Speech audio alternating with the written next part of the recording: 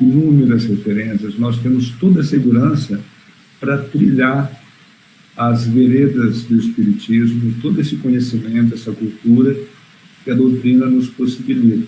Mas, tal como Jesus, ainda falamos isso ontem, né, João? Eram duas criaturas solitárias, não havia ali pessoas com quem até trocar ideia, não havia espíritos da mesma estatura e não haviam referências históricas. O que havia era uma grande sabedoria e, através dos elementos culturais, através dos elementos constitutivos daquele processo evolutivo humano ali, eles lançavam suas bases, deixando ali a mensagem cristã, a princípio, Jesus, Allan Kardec, a mensagem espírita como um desdobramento do trabalho de Jesus. E aí vem Emmanuel e diz que o Espiritismo, ele não é apenas o consolador, mas também o libertador de consciências. Então, quando nós começamos a refletir em profundidade sobre essas questões, nós sentimos a extensão, a grandeza, a grandiosidade da doutrina que nós abraçamos. E como também já estudamos, o Livro dos Médiuns foi um livro onde os espíritos tomaram a frente para que ele efetivamente fosse como teria que ser. E Allan Kardec vai declarar, então, que se ele fosse colocar o nome de todos os espíritos, o livro ficaria um emaranhado de múltiplas mensagens. Então, ele vai suprimir com toda a autoridade que ele tinha e vai destacar apenas aquelas que, pedagogicamente, que foram as mais longas, ele julgou que deveria ter o nome. E o Livro dos Médiuns, ele é composto por duas partes. Uma primeira parte, que nós estamos encerrando, a semana passada encerraremos, de apenas 4 capítulos, e depois a segunda parte, com 32 capítulos. Então, dentro dessa estrutura pedagógica, o codificador ele escrevia de uma maneira tão organizada que ele nos preparava para poder efetivamente entender a mensagem que ali ele deixaria através do trabalho da codificação. Então, nós já estudamos o capítulo 1, cujo título é Existem Espíritos? Olha só, o Livro dos Médiuns, ele começa com uma pergunta: existem espíritos?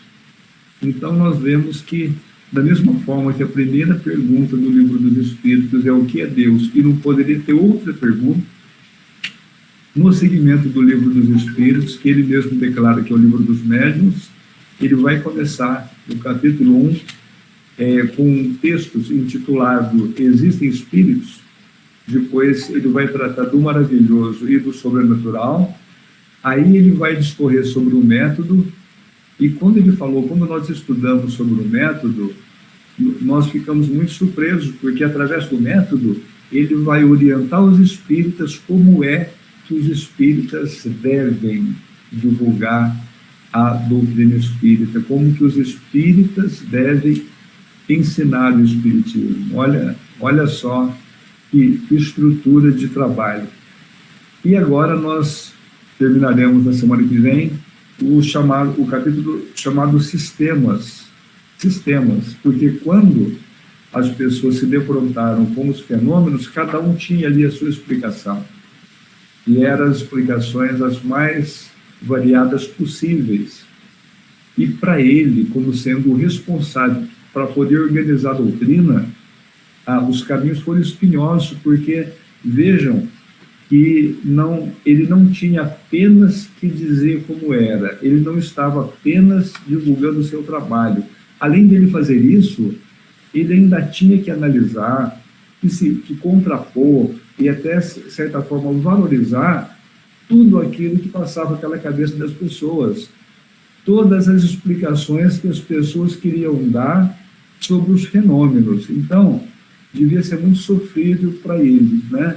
É a mesma coisa que a Cláudia está conversando com alguém que quer explicar para ela como é que é, né, o tratamento de determinadas doenças. A pessoa, né, não tem conhecimento nenhum, mas entende que aquilo é o correto e vai conversar justo com ela. Quis conversar comigo, com o João, com o Estevão, a gente até acredita. E ela vai ter que ficar ouvindo aquele negócio e às vezes ficar até quieta. Então, a questão do codificador era mais ou menos por aí. Ele não podia sair negando tudo, ele não podia sair agredindo, ele tinha que, como diz o João, ele tinha que amortecer aquilo de uma forma inteligente. Ele precisava de dar a devida resposta. Por quê? Porque não se tratava de uma ou outra pessoa. Os grupos sociais começaram a criar explicações para os fenômenos, os chamados sistemas, né? Então, é um trabalho fantástico. E como nós estamos chegando no final, nós vamos fazer um apanhado rápido, depois eu vou para as últimas 3 questões, e a semana que vem a Rita, ela vai, eu vou falar as 3 últimas, ela vai falar algumas penúltimas, porque nós tivemos que trocar, mas o estudo não ficará prejudicado, vai dar para a gente ter uma ideia geral mesmo, tá bom? Vamos lá então. Nós vamos colocar aqui o texto.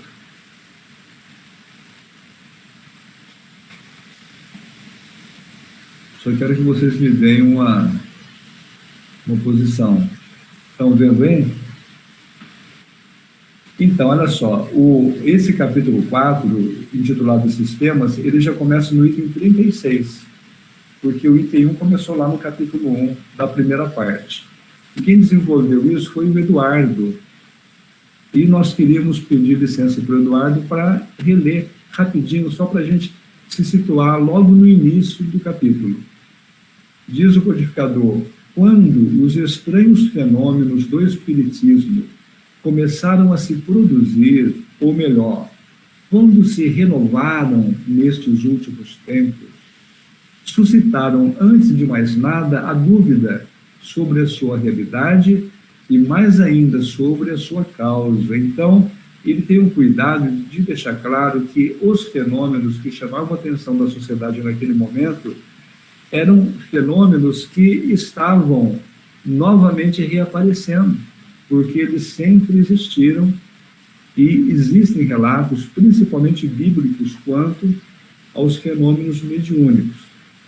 E ele continua: quando foram averiguados por testemunhos irrecusáveis e através de experiências que todos puderam fazer, aconteceu que cada qual os interpretou a seu modo, de acordo com suas ideias pessoais, suas crenças e seus preconceitos. Ou seja, a partir do momento que aqueles fenômenos se tornaram tão notórios, em que não tinha mais como negar o que a realidade pedia, eram explicações, porque o fato não tinha como negá-lo, aí, como diz o codificador, começou cada qual dar a sua interpretação de acordo com suas ideias pessoais, crenças e até preconceitos. E o resultado disso foi o aparecimento de numerosos sistemas que uma observação mais atenta deveria reduzir ao seu justo valor. E foi exatamente o que ele fez, né? Mas ele vai dizer ainda que, em meio a esse estado de coisas, em que muitas eram as ideias tentando explicar os fenômenos, tiraram partido, surgiram os chamados adversários do espiritismo, que viram nessa divergência de opinião um forte argumento contrário, dizendo que os próprios espíritas não se entendiam, não concordavam entre si. Diz o codificador: era uma razão bem precária, pois os primeiros passos de todas as ciências em desenvolvimento são necessariamente incertos, até que o tempo permita a reunião e coordenação dos fatos que possam fixar-lhes a orientação. Então, aí, Allan Kardec tem uma visão científica. Ele está vendo nesses fatos, nessas aparentes divergências, ele está vendo o nascimento de uma ciência.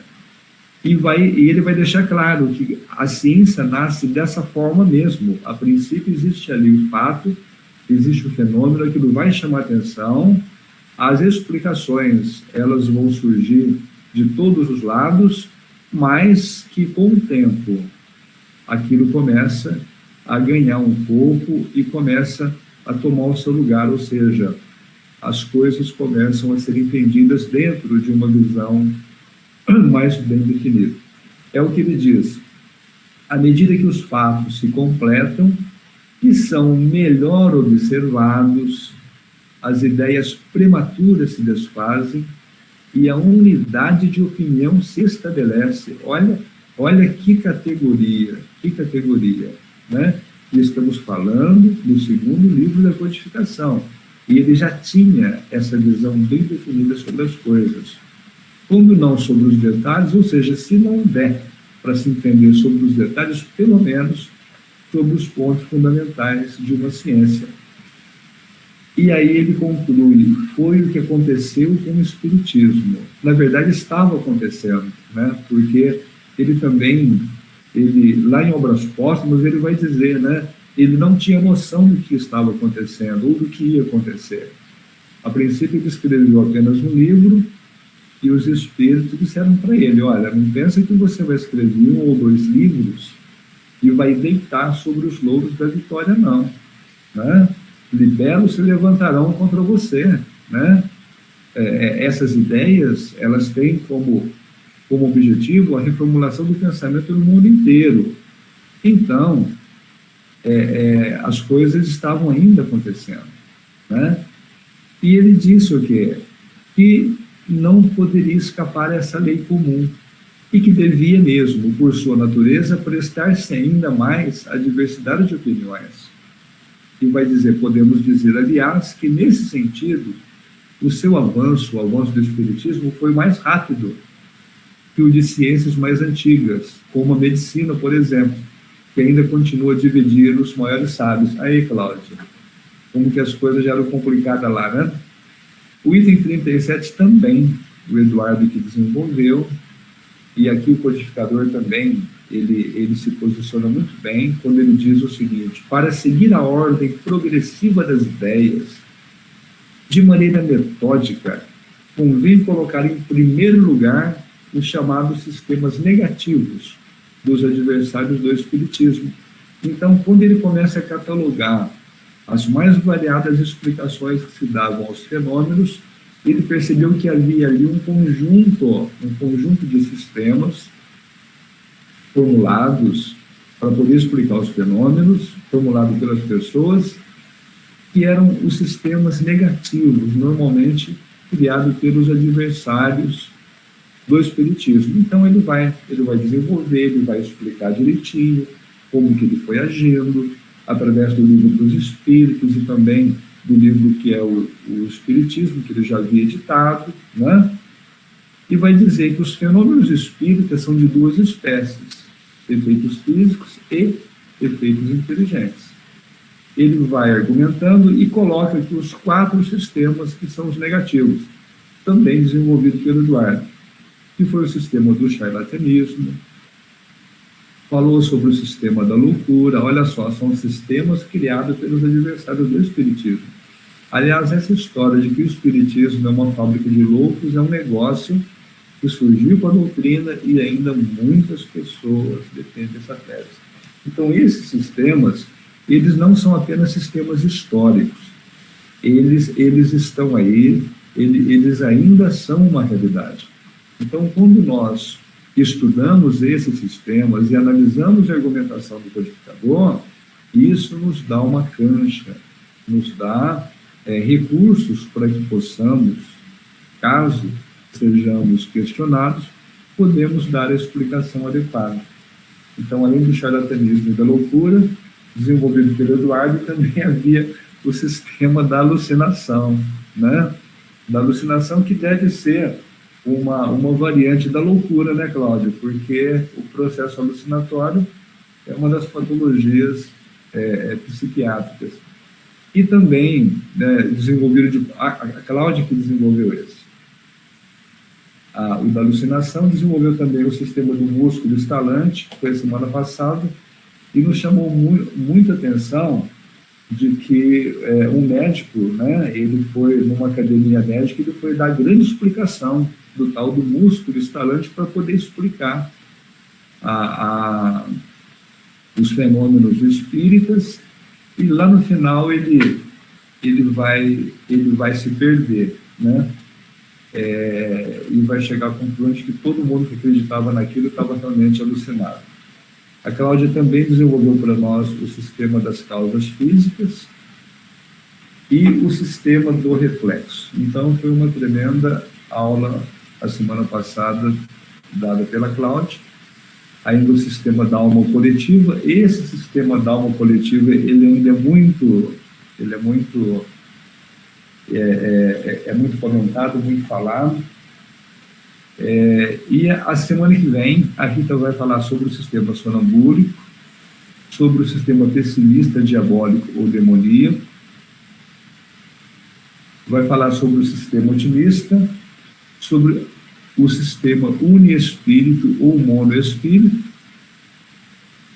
e aqui nós começaremos então como sistema multiespírito ou politeísta, concluindo o capítulo, né? Embora a Rita fará o seu trabalho semana que vem. Bem, e aqui, pessoal, o codificador, olha como que ele se coloca. Ele diz assim: todos os sistemas que examinamos, sem excetuar os negativos, ou seja, inclusive os negativos, fundamentam-se em algumas observações, mas incompletas ou mal interpretadas. Todos os sistemas, ele deixa claro, ou são observações incompletas ou mal interpretadas. E ele vai dar um exemplo, né?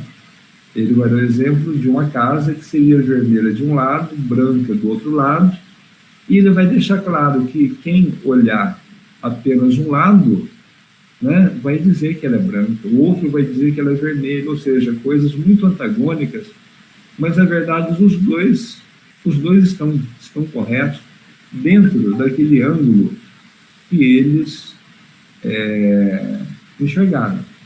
E aí, com esse exemplo simples, ele vai deixar muito claro que é o que acontece com as opiniões sobre o Espiritismo. Elas podem ser verdadeiras sobre certos aspectos e podem ser falsas se houver uma generalização, né? No caso do exemplo, a casa tinha uma parte branca e uma parte vermelha. O erro era dizer que ela era toda branca ou toda vermelha. Então, quando nós generalizamos, nós podemos incorrer em erros mais sérios. Então, ele começa a fazer essa analogia com a doutrina espírita. E ele vai deixar aqui, pessoal, uma grande mensagem, né? Olha que nesse item que estamos estudando, no 49, já é uma análise de todos os sistemas. E ele vai dizer assim: por isso dizemos que quem desejar estudar seriamente esta ciência, olha só, a essa altura, né, ele estava ali do segundo livro básico, já havia escrito outro, mas era o começo, ele considerava o Espiritismo uma ciência apenas, né? E depois, ao longo das obras da codificação, ao longo do seu trabalho, ele vai cedendo ao tríplice aspecto. Inclusive, em algum momento da codificação, ele vai relutar em admitir o aspecto religioso do Espiritismo, né? Mas mal sabia ele que ele iria escrever um livro chamado O Evangelho. Então, a espiritualidade superior tinha toda a programação, tinha todo o projeto que deveria ser trabalhado pelo professor Rivail, mas ele mesmo ainda não sabia. Ele vai dizer: por isso dizemos que quem desejar estudar seriamente esta ciência deve aprofundar-se bastante e durante longo tempo, pois só o tempo lhe permitirá perceber os detalhes, notar as nuances delicadas, observar uma infinidade de fatos característicos que serão como raios luminosos. Então, ele já não consegue, mesmo no início da codificação, o professor Rivail, ele não consegue conceber a ideia de alguém que se diga espírita e que não se dedique ao estudo constante, né? Para que possa, como ele está dizendo, né, poder lá na frente observar esses fatos característicos a que ele chama, né, como raios luminosos. E esses raios luminosos nós sabemos que é exatamente aquela luz que o Espiritismo acaba acendendo em todos nós, porque nós passamos a ter uma outra visão de mundo, né? Processo de libertação do desconhecido de que o Espírito Emmanuel fala. E ele diz que se a gente permanecer na superfície, nós vamos nos expor a julgar prematuramente. Toda vez que julgamos prematuramente, nós estamos errando. E aí, pessoal, ele faz uma síntese, porque nesse item 49 ele já está estudando, já está concluindo a sua visão sobre todos os sistemas que ele expôs. E ele vai dizer, então, vejamos os resultados gerais a que chegamos através de uma observação completa e que hoje formam a crença, podemos dizer, da universalidade dos espíritos, ou seja, aquele que está lá no Evangelho, que ele colocaria no Evangelho depois, né? A universalidade do ensinamento dos espíritos. Então, aquilo que ele colocou no Evangelho, logo no começo, ele já estava amadurecendo aqui no Livro dos Médiuns, porque os sistemas restritivos não passam de opiniões isoladas. E ele vai dizer, então, suas conclusões são que os fenômenos espíritas são produzidos por inteligências extracorpóreas, ou seja, os fenômenos espíritas, que são os fenômenos mediúnicos, são produzidos pelos espíritos. E que os espíritos constituem o mundo invisível e estão por toda parte. Povoam os espaços até o infinito. Há espíritos incessantemente ao nosso redor e com eles estamos em contato. Pessoal, isso merece uma reflexão nossa. Porque quando nós lemos esse texto do codificador, depois de ter lido Nosso Lar, depois de ter lido Cidade no Além, depois de ter visto o filme, né, de ter tido já tantas referências sobre a continuidade, a projeção dos continentes, as múltiplas esferas materiais, a matéria estando em níveis vibratórios diferenciados. Então, hoje, nós assimilamos com muito conforto esses conceitos. Mas, naquela época, Allan Kardec, ele não tinha essa noção, ele não tinha. Mas, pelo que ele observava, os espíritos constituíam o mundo invisível, estavam por toda parte, povoavam os espaços até o infinito, e os espíritos estavam também ao nosso redor, e com eles estávamos em contato. Então, essa era a visão, e o interessante é que essa visão, ela é correta, né? Mas ele não tinha os detalhes de André Luiz, né? André Luiz, ele foi um grande desbravador mesmo, né? O desdobramento dos trabalhos de André Luiz deram, digamos, forma, né, à codificação, a determinados aspectos da codificação como esse. E ele vai dizer ainda, como conclusão dos sistemas, que os espíritos agem constantemente sobre o mundo físico e sobre o mundo moral, sendo uma das potências da natureza. Os espíritos não são entidades à parte da criação, são as almas dos que viveram na Terra ou em outros mundos. Por que ele vai dizer isso? Porque na literatura espírita ele vai receber notícias de personagens ligados à arte e à ciência conhecidos e que habitam outros planetas, no sistema solar, inclusive. Então, daí ele fala sobre a Terra, mas também os outros mundos, desprovidos do seu envoltório corporal, do que se segue que as almas dos homens são espíritos encarnados e que, ao morrer, nos tornamos espíritos, né? Então, esses conceitos de alma e de espíritos, quando nós começamos a discutir, nós vemos que pega para todo lado, né? Exatamente porque o codificador ele utilizava esses termos, depois ele foi organizando, né? Ele deixou a expressão alma para o ser imaterial, né? E a palavra espírito para a entidade, o ser, o homem desprovido do corpo, mas se manifestando espiritualmente através da sua tessitura perispiritual, do seu psicossoma. Então, ele vai trabalhando esses conceitos. Há espíritos de todos os graus, de bondade e de malícia, de saber e de ignorância, estão submetidos à lei do progresso, e todos podem chegar à perfeição, mas como dispõem do livre-arbítrio, alcançam-na dentro de um tempo mais ou menos longo, segundo seus esforços e a sua vontade. São felizes ou infelizes conforme o bem ou o mal que fizeram durante a vida e o grau de desenvolvimento a que chegaram. A felicidade perfeita e sem nuvem só é alcançada pelos que chegaram ao supremo grau de perfeição.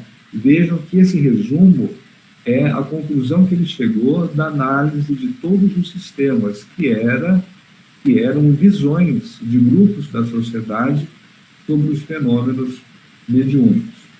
Ele vai dizendo que todos os espíritos, em dadas circunstâncias, podem manifestar-se aos homens, e o número dos que podem comunicar-se é indefinido. Vai dizer ainda que os espíritos se comunicam por meio dos médiuns, que lhes servem de instrumentos e de intérpretes. E reconhece-se a superioridade e inferioridade dos espíritos pela linguagem. Os bons só aconselham bem e só dizem coisas boas. Os maus enganam, e todas as suas palavras trazem o cunho da imperfeição e da ignorância. E aí ele vai citar o Livro dos Espíritos, a clássica questão número 100, onde nós temos ali a escala espírita. E olha que coisa interessante, ele vai dizer para nós que o estudo dessa classificação é indispensável para se avaliar a natureza dos espíritos que se manifestam e suas boas e más qualidades, né? Então, quando nós vemos o Divaldo Franco e o Raul Teixeira falar que estuda o Livro dos Espíritos todos os dias, a vida inteira, nós começamos a perceber que essa foi a orientação do codificador. Os conceitos espíritas, eles são muito intensos. São muitos conceitos, né, que permeiam a obra espírita, e todos aqueles que se apresentam e se propõem a trabalhar nas casas espíritas têm um compromisso muito forte com o conteúdo exato da doutrina. Então, além dos trabalhos que temos na casa espírita, o grande compromisso nosso é com a cultura espírita e com a materialização dessa cultura na nossa vida, né, como seres, e com a relação que estabelecemos com as pessoas, com a família, etc. Ou seja, o Espiritismo nos conduz ao conhecimento, à mudança de atitudes, e daí os reflexos disso na nossa sociedade. A questão número 50 é uma questão que ele vai abordar, que era também uma crença muito forte, que era o sistema da alma material. E, naturalmente, que o codificador ele devia se sentir assim, muito abalado com essas ideias, porque ele tinha uma reflexão profunda, ele era um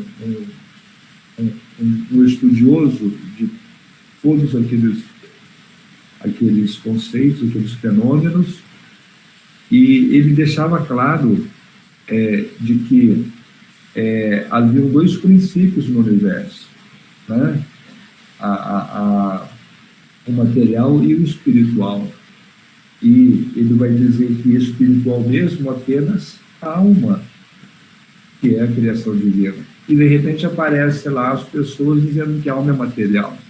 Então, esse confronto, esse conflito, exigia dele não apenas a negativa, mas ele deveria empreender um processo pedagógico para poder orientar aquelas pessoas, né? Elas não poderiam, digamos, ser apenas contrariadas na sua interpretação do fenômeno, mas elas deviam ser orientadas.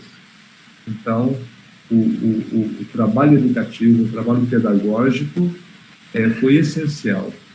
E ninguém melhor do que ele, sendo um cientista da educação, para, aos 50 anos de idade, começar, então, a colocar ali toda a sua experiência agora na organização dos postulados espíritas. E ele vai dizer: consiste apenas numa opinião particular sobre a natureza íntima da alma, segundo a qual a alma e o perispírito não seriam distintos, ou melhor, o perispírito seria a própria alma em depuração gradual por meio das transmigrações, como o álcool se depura nas destilações. Então, era um grupo de pessoas que diziam o seguinte: não, correto, né?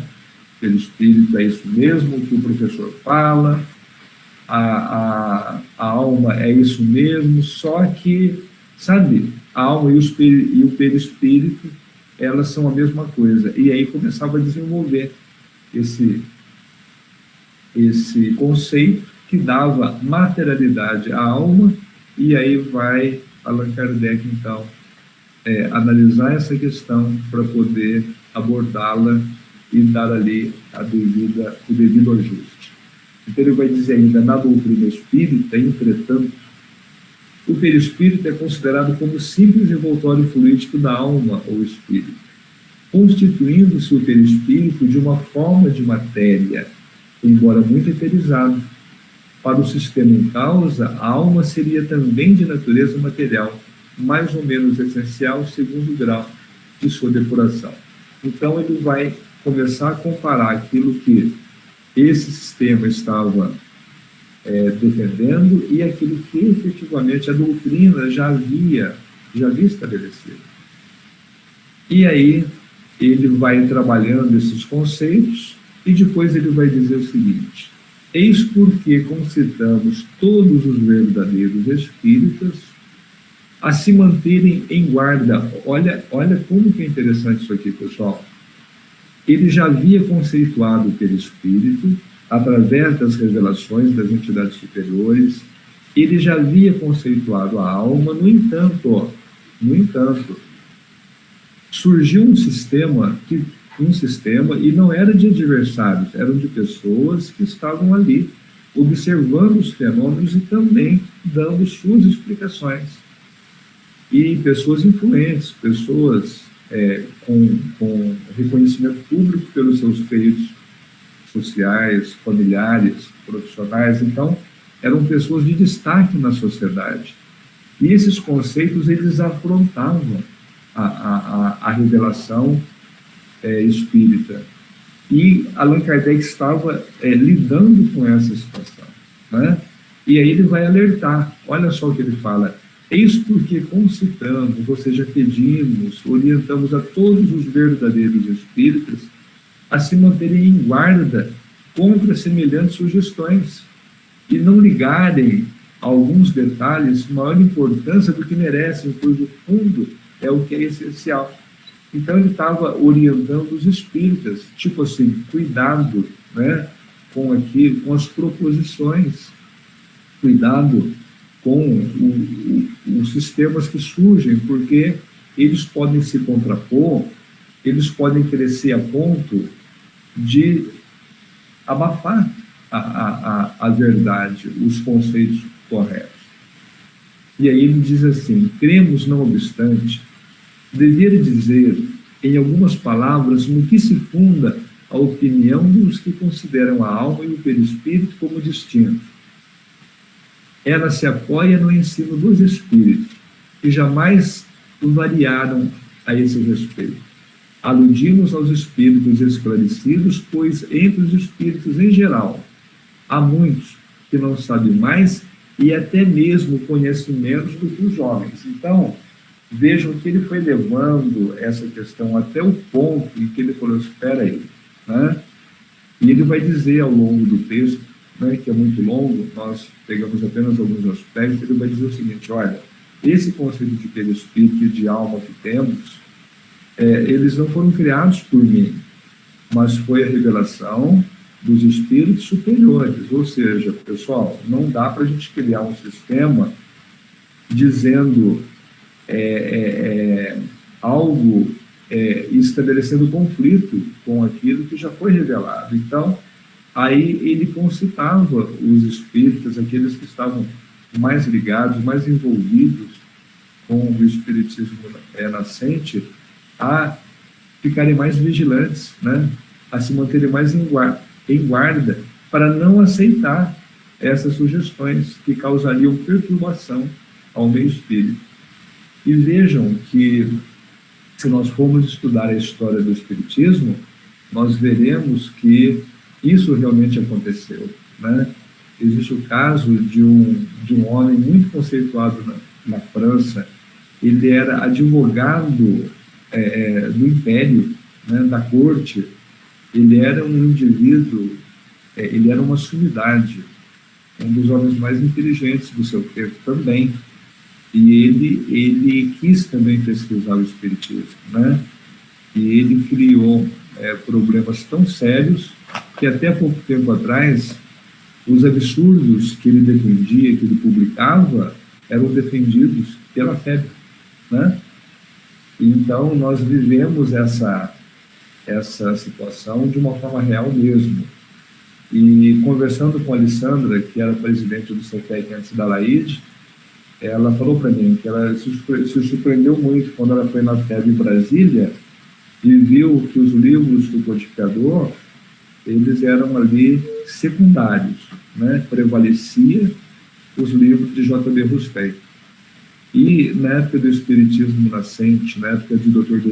de Menezes, o pensamento era o seguinte, inclusive tem livros da FEB que trazem o seguinte texto, né? Que para as pessoas que não são muito exigentes, os livros da codificação são ótimos, mas para pessoas de maior cultura, não. Então, vejam como que esses sistemas, eles abalaram profundamente as bases da doutrina, né? O professor Herculano Pires, ele era rompido, ele tinha relações rompidas com a FEB por conta dessas questões. Então, hoje as coisas já se modificaram muito. Nas últimas décadas, esses fatores, eles foram desaparecendo, né? Mas vão surgindo outros, né? Mais à frente, virá uma geração que simplesmente não conviveu com o Chico, né? Nós ainda convivemos com ele, mas virão aqueles que vão perguntar, peraí, mas quem foi esse homem, né? Então, transformações ainda surgirão na doutrina, por isso que a responsabilidade nossa e desse momento é muito grande com relação à nossa atuação nas casas espíritas. Ele vai desenvolver, então, esse trabalho e vai dizer, quanto à natureza íntima da alma, nada sabemos. Quando se diz que ela é imaterial, devemos entender em sentido relativo e não absoluto, porque a imaterialidade absoluta seria o nada. Ora, a alma ou espírito é alguma coisa. O que se quer dizer, portanto, é que a sua essência é de tal maneira superior que não apresenta nenhuma analogia com o que chamamos de matéria, e que, por isso, ela é para nós imaterial. É assim que ele encerra esse sistema, né, da alma material. Mas o texto todo é muito substancioso e muito interessante. E o item 51, que é o último do capítulo, ele faz reflexões muito interessantes, né? E vai dizer: eis a resposta de um espírito a respeito do assunto. E é o espírito Lamennais. Então, essa tese da materialidade da alma, né? E que ela e o perispírito eram a mesma coisa, isso foi algo assim muito forte que levou esse espírito a trazer uma mensagem sobre o assunto, que nós vamos encerrar com a sua leitura. Mas antes de fazermos a leitura dessa mensagem, ele vai continuar desenvolvendo esse trabalho, né? E no final existe aqui vários itens que são as notas do tradutor, né? São 10 itens interessantíssimos, né? Nessa tradução de Herculano Pires, onde ele faz uma análise fantástica sobre esse capítulo. E para a gente terminar, então, a mensagem do Lamennais diz assim: o que uns chamam pelo espírito é o mesmo que outros chamam de envoltório fluídico. Eu diria, para me fazer compreender de maneira mais lógica, que esse fluido é a perfectibilidade dos sentidos, a extensão da vista e do pensamento, mas me refiro aos espíritos elevados. Para os espíritos inferiores, estão ainda completamente impregnados de fluidos terrenos, portanto, são materiais, como podeis compreender. Por isso sofrem fome, frio, etc. Sofrimentos que não podem atingir os espíritos superiores, visto que os fluidos terrenos já foram depurados no seu pensamento, quero dizer, na sua alma.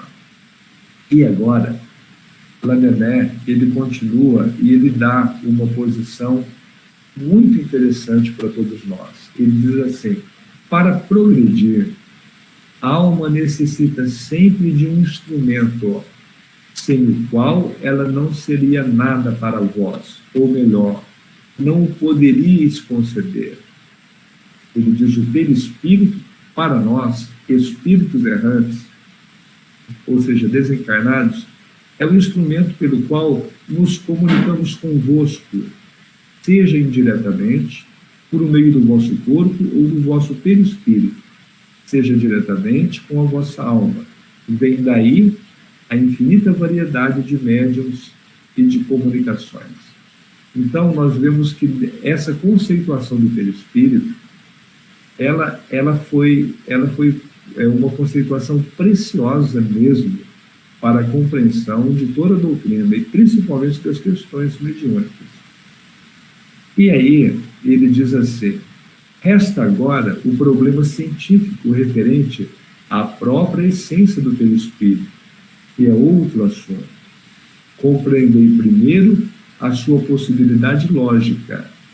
Resta a seguir a discussão da natureza dos fluidos, que é, por enquanto, inexplicável, pois a ciência não conhece o suficiente a respeito, mas chegará a conhecê-lo se quiser avançar com o espiritismo. E ele vai terminando assim: o perispírito pode variar de aparência, modificar-se ao infinito. A alma é a inteligência, não muda sua natureza. Neste assunto, não podeis avançar, pois é uma questão que não pode ser explicada. Julgais que também não investigo como vós pesquisais o perispírito, e nós atualmente pesquisamos a alma. Esperai, pois. Esse finalzinho, pessoal, é muito interessante, porque esse espírito, ele está dizendo aquilo que seria o campo de investigação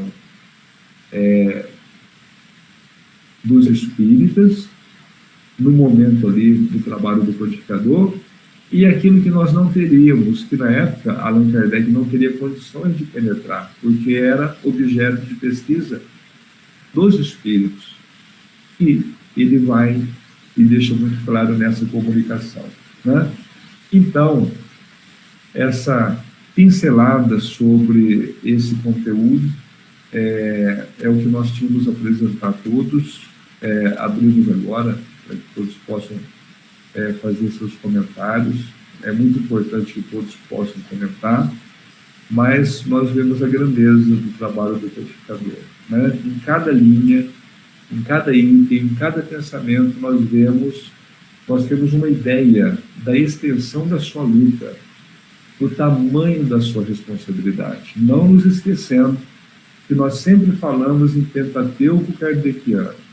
Nós sempre falamos em 5 livros, mas ele escreveu em torno de 30 obras ligadas à doutrina espírita. Muito obrigado a todos.